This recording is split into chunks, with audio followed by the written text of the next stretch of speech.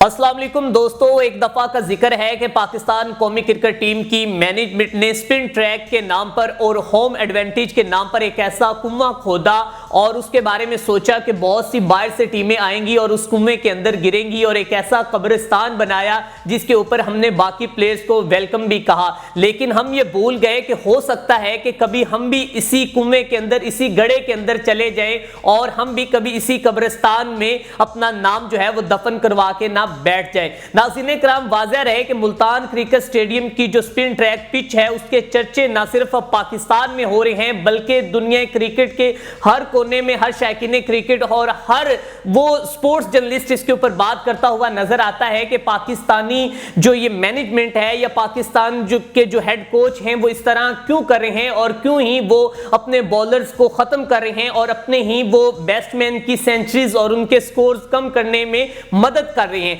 नाज़रीन करम, वाज़ेह रहे कि आज पाकिस्तान और वेस्ट इंडीज के दरमियान दूसरे टेस्ट मैच में एक नई तारीख रकम हुई है। वो तारीख क्या है वो भी आपके साथ शेयर करेंगे, लेकिन उससे पहले आपको बताते चले जाएं कि हाल ही में जब आकिब जवेद साहब प्रेस कॉन्फ्रेंस कर रहे थे तो उनसे सवाल किया गया कि आप समझते हैं कि आपने स्पिन ट्रैक बनाकर ना सिर्फ दूसरी टीमों के लिए मुश्किलात खड़ी की है बल्कि अपनी टीम के लिए मुश्किलात खड़ी की। तो उन्होंने कहा कि इसमें कोई मुश्किल की बात नहीं है, श्रीलंका थोड़ा सा इसके ऊपर हमें टफ टाइम देगा लेकिन बाकी जो टीमें हैं वो हमें कभी भी टफ टाइम नहीं दे सकती और हर मुल्क जो है वो अपना फायदा सोचता है, अपनी होम एडवांटेज कोई ना कोई वो उठाता है और हमने भी अपना होम एडवांटेज लिया और हमने स्पिन ट्रैक बनाया और यही वो पिच थी जिसके ऊपर एक दिन के अंदर 600 से प्लस रन हो जाते थे। और आज वही पिच है कि जिसमें एक नई तारीख ये रकम हुई है कि दोनों टीमें जो हैं वो एक ही जो कि दिन के अंदर आउट हुई और पहली टीम जो वो तकरीबन 1 घंटे के अंदर आउट हुई है। नाज़रीन करम, आज किस मैच के ऊपर थोड़ी सी नजर डालेंगे और आपको बताएंगे कि वेस्ट इंडीज की पहली विकेट जो है वो 8 रन पर काशिफ अली ने उसको आउट किया और 8 के बाद जब दूसरी विकेट 9वें रन पर गिरी तो वो जनाब साजिद खान ने उसको आउट किया और तीसरी विकेट नुमान अली ने 34 रन पर, आई थिंक जो 32 रन पर नुमान अली ने तीसरी विकेट ली और चौथी विकेट जो है वो 37 रन पर फिर दोबारा साजिद खान ने ली और 37 रन पर तकरीबन उनके 4 खिलाड़ी जो हैं वो पवेलियन लौट चुके थे। फिर उसके बाद इधर से फिगर 38 पर आता है और उधर से 7 पर पहुंच जाता है, मतलब कि 38 रन पर 7 खिलाड़ी वेस्ट इंडीज के जो है वो वापस पवेलियन लौट चुके होते हैं और हम खुशियां मना रहे होते हैं और हम शनाइयां बजा रहे होते हैं और हम बगलगीर हो रहे होते हैं, कहके लगा रहे होते हैं। भाई साहब, देखा आज हमने वेस्ट इंडीज को किस तरह कब्रिस्तान में लाकर इनको एक दफा इनका नाम मिटा दिया है।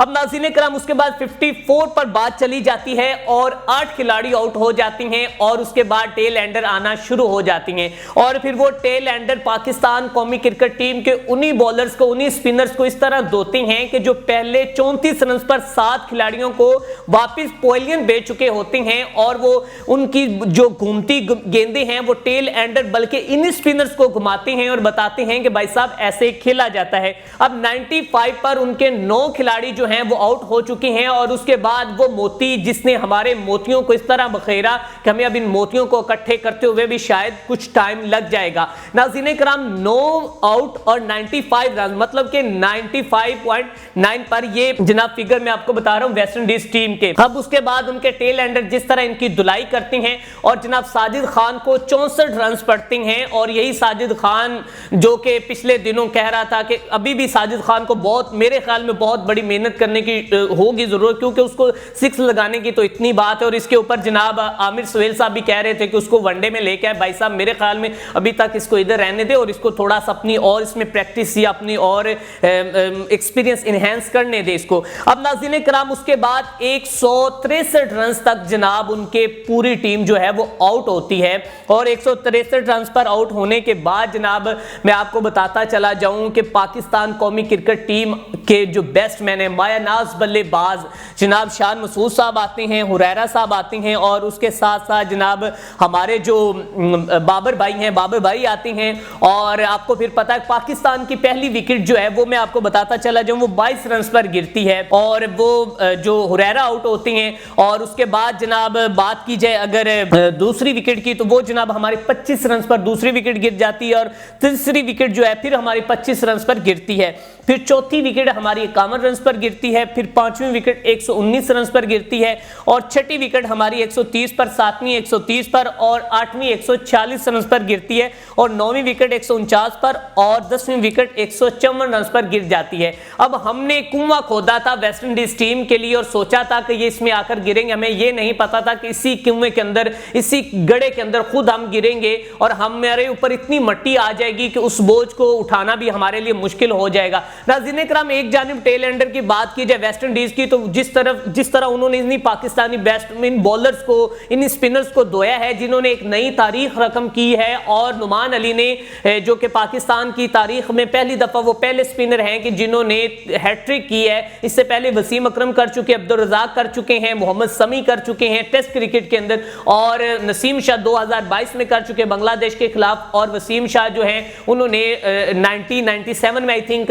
2 दफा उन्होंने श्रीलंका के खिलाफ की और अब्दुल रज़ाक ने भी श्रीलंका के खिलाफ पहले हैट्रिक की है। और उसी हैट्रिक करने वाले नुमान अली साहब को भी अच्छा खासा स्कोर पड़ा है और वो मारा किसने भाई साहब, मोती भाई ने 55 रन किए और उधर से उसने 3 खिलाड़ियों को पोलिन की राह दिखाई और वेरिकन जो कि पिछली दफा भी 2 के गया है और 7 प्लेयर्स को वो आउट करके गया और अपना वो जो कि तारीख में एक अच्छे सुनहरी रूपों से अपना नाम लिखवा कर गया, क्योंकि इसके ऊपर रिकॉर्ड्स बनने, इस पिच के ऊपर वो बॉलर्स के लिए बनने हैं। और इसके ऊपर जनाब रमीज राजा साहब कहते हैं कि ये पाकिस्तान जो टीम है या पाकिस्तान की मैनेजमेंट है वो अपना बहुत बड़ा नुकसान कर रही है ऐसे स्पिन ट्रैक बनाकर। अब यही होगा कि स्पिनर जो हैं वो आपस में खेलते रहेंगे और उसके बाद में जो नतीजा होगा और वो आपके सामने है। जो बैट्समैन है वो सेंचुरीज बनाना भूल जाएंगे और बैट्समैन जो उनकी तो सेंचुरीज, निसफ सेंचुरीज कभी भी नहीं होंगी। अब नाज़रीन कराम, आज के मैच के ये स्टैट्स। अब हमारी जो टीम में अगर बात की जाए रिजवान अली की, तो रिजवान अली साहब थोड़ा सा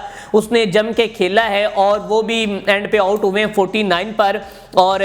उसके बाद वेरिकन की अगर उसके बाद जनाब साउथ स्कील जो हैं उन्होंने 32 रन किए, अच्छा खेल रहे थे और उन्होंने शॉट मारने की कोशिश की और रोच ने उनका मेरे ख्याल में कैच किया है और रोच साहब ने उसके बाद थोड़ा सा वो इंजर्ड भी हो गए और अच्छा कैच उन्होंने किया और उसके बाद साउथ स्कील जो है आउट हुए। साजिद खान ने 16 रन किए हैं और उसके साथ साथ कामरान गुलाम ने 16 किए हैं और अगर बात की जाए शान मसूद साहब की, उन्होंने 15 रन किए और बच्चा मेरे ख्याल में वो हुरैरा जो है वो 9 रन बनाकर आज आउट हुआ है। और इसी तरह पाकिस्तान कौमी क्रिकेट टीम जो है वो 9 रन अपने ऊपर अपना वजन जो है वो लेकर आई है और अभी कल हमने उनके 9 स्कोर, अब कल वेस्ट इंडीज टीम खेलेगी दोबारा और वो 9 स्कोर उनकी इनिंग्स के अंदर ऐड होंगे। अब देखते हैं कि अब कल क्या नया रिकॉर्ड बनता है और क्या बनता है। और मेरे ख्याल में टेस्ट भाईजान ऐसा हो गया है कि इस तरह तो कोई वनडे, कोई T20 भी नहीं होता, कितना मुफ्त सी टेस्ट हो चुका है और पाकिस्तान स्पिन ट्रैक के चक्रों में अपनी जो कि बर्बादी करता हुआ हमें नजर आ रहा है और दुनिया के क्रिकेट में, पूरी दुनिया में मजाक बनता हुआ हमें नजर आ रहा है। आप इसके बारे में क्या कहना चाहते हैं? अपनी कीमती राय का इजहार करें। अपने मेजबान मियां अरसलान को दीजिए इजाजत। देखते रहें वीएन स्पोर्ट टीवी और हमारे वीएन स्पोर्ट ऐप को डाउनलोड करना मत भूलें।